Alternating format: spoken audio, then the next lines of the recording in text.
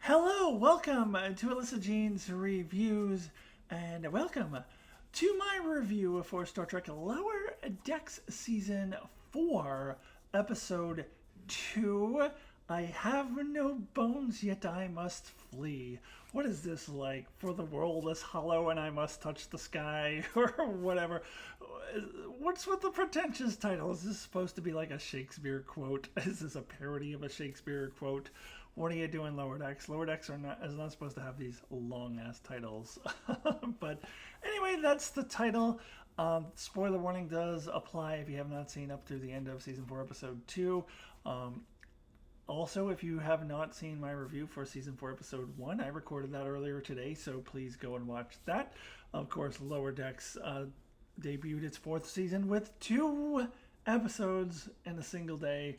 So that is pretty great, but I did episode 1 in a separate video, so please go check that one out. Now, as for this episode, definitely didn't like it quite as much as the first one, but I still think it was a pretty solid episode overall. Pretty strong beginning to the season overall for Lower Decks in its 4th season. Very promising. I loved the 3rd season. I think that Lower Decks got better with each successive season, so I had high hopes for the 4th season, and so far so good. Although this one maybe not quite as good as the other one, but I still enjoyed it overall.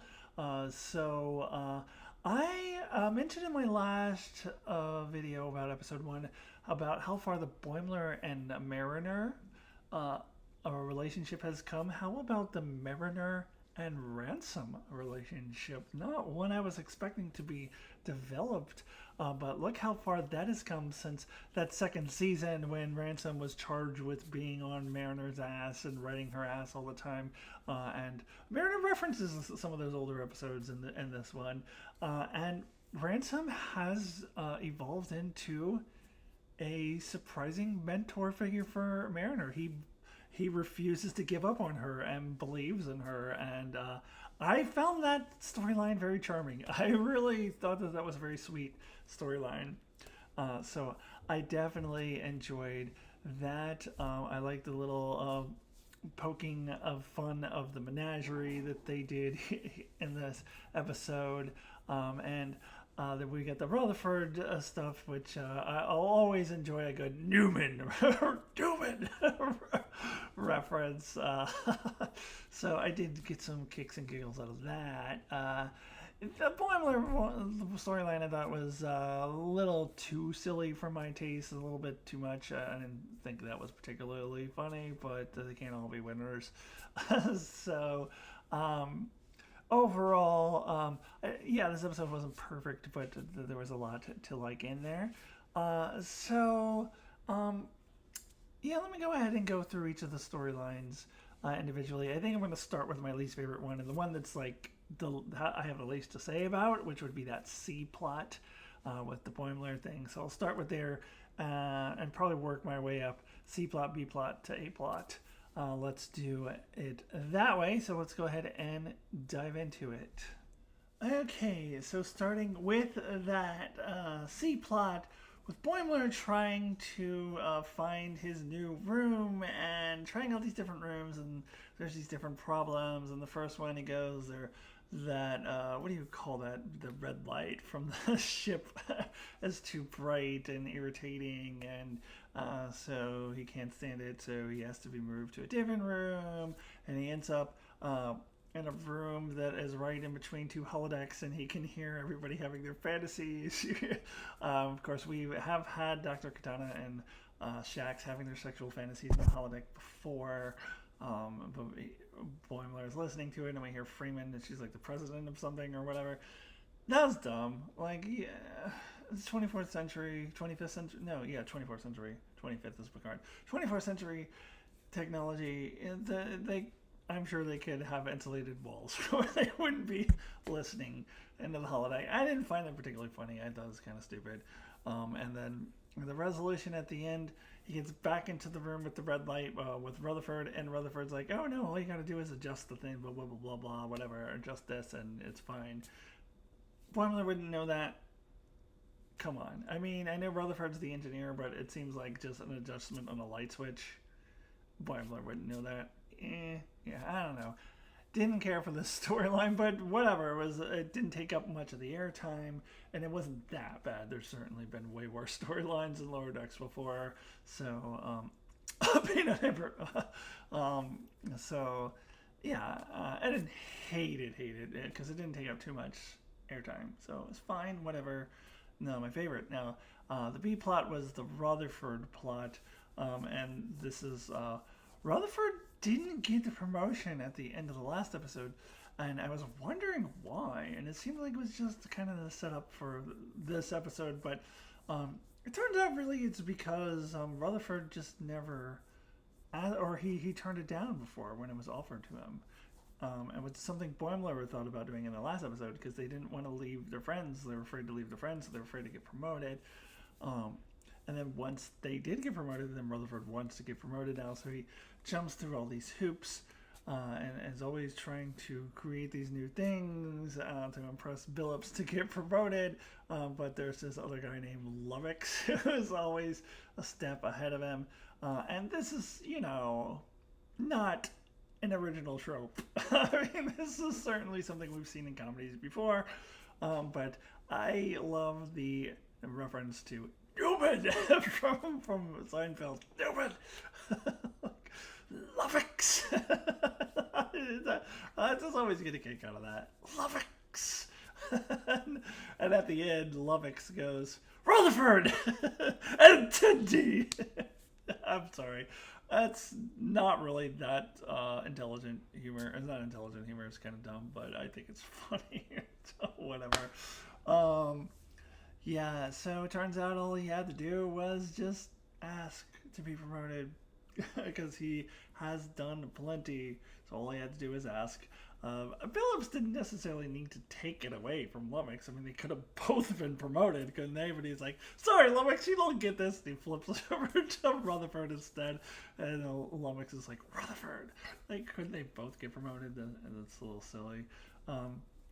But the main reason that I like this episode is the A plot. However, as I mentioned before, I love that they're making fun of the menagerie and like, oh, well, there's menageries everywhere. They always just accidentally pick up humans, and I think it's that Ransom Mariner dynamic and how Mariner. This is a recurring theme for her, always trying to sabotage herself. This is something she's done throughout her career. We've seen it in previous seasons. This is part of who she is. And Ransom being determined to not allow her to sabotage herself, to show that he believes in her. And at the end, when she says, I did not let out the moopsie, he says, well, I believe you. And he meant it. And I thought that that was really sweet. I thought that that was nice. And it shows that Ransom really does believe in her. And it shows that he's come a long way in his thinking of Mariner since the second season. And I think that that's awesome. Mariner has this, senior officer who has faith in her and believes in her and is propping her up and is like a mentor figure. And Ransom is, kind of an unexpected source for that, because Ransom is, let's face it, a really silly character. But it is good to see, this side of Ransom. I don't feel like we've seen a lot. So I thought that was nice. I really like that. So that's mainly what I like about the storyline. And also like poking fun at the menagerie and that whole concept of the zoo. And then we get this moopsie. Which, that's not a new thing, having this little cute little thing that's like actually blood-sucking or bone-sucking in this case. But I actually kind of thought it was funny. I thought it was kind of cute. I would just go, moopsie, and then just suck up your bones. The answer at the end that it was the humans who let it go. I mean, it was kind of dumb, but it doesn't really bother me. I don't really care. Also, I didn't care for Ensign Gary or whatever his name was. Like, I found that character to be annoying, so hopefully he doesn't come back. Lower Decks often has these like side characters. What was the one in season 1 with the curly hair who was really what was his name? I just reviewed this and I already forgot it.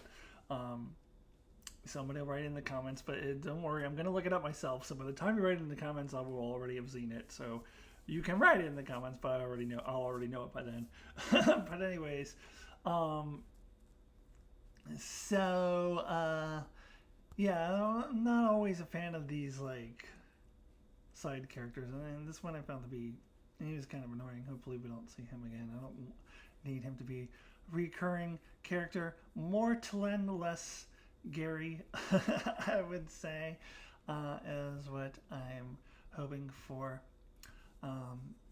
So yeah, overall though, I did really enjoy the storyline. Now, I forgot to mention kind of our opening of the episode, as we're setting up for this mystery for the season. So this is a new thing Lower Decks has never done before. We got it hinted at the end of episode 1 and then at the beginning of episode 2. I quite enjoyed this scene because it was a great caricature of the Romulans and how they were like, oh, this is such a mess, cleaning up all these Reman blood after our Reman interrogations. Oh, why do Remans make up such a mess? This is supposed to be like the Romulan Lower Decks because we didn't get that in Wage Douche.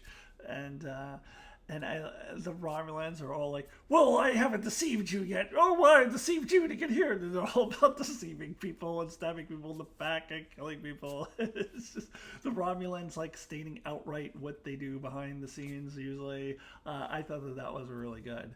Where are we going with this? Are we setting up for the end of the season? We're going to be doing this all season long, or are we going to get to it sooner than that? As I said in my episode 1 review, we've got like 3 other hanging story threads from the previous season, so where are they going? This is a new territory for Lower Decks to have a little bit more of a serialized nature. So, I mean, Lower Decks, like Strange New Worlds, has always had a serialized element to it. People who say Lower Decks and Strange New Worlds are completely episodic are mistaken. Not in the way that the original series was episodic, and definitely not how Voyager was episodic.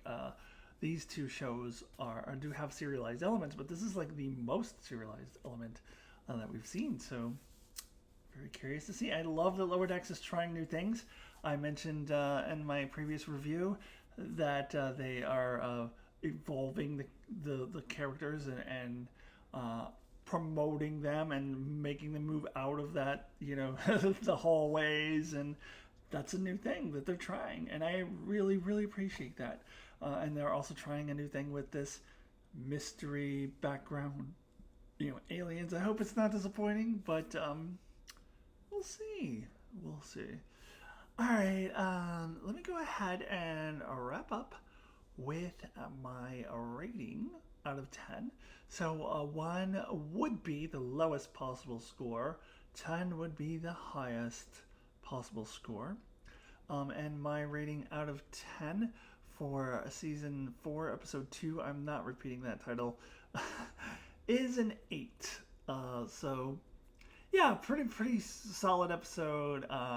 I got a lot of enjoyment out of it. Far from perfect, and I definitely I think I liked that Voyager themed episode a little better. Than I gave it a 9 to. And look at this, there's an 8 right over here next to me, whereas in my other video I gave it a 9 and I didn't have time to edit the 9 in because I had to go to work, so you didn't get to see the 9 on the screen. But look at this, a visual for you so you can see the 8 out of 10 that this episode gets from me. All right, thank you so much. That wraps up my coverage for Lower Decks this week. So delighted to get 2 episodes to talk about. Next week I'll just have 1 episode to talk about. Oh, so sad.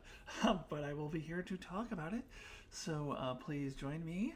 Please subscribe if you have not already. And I will see you really soon. Goodbye.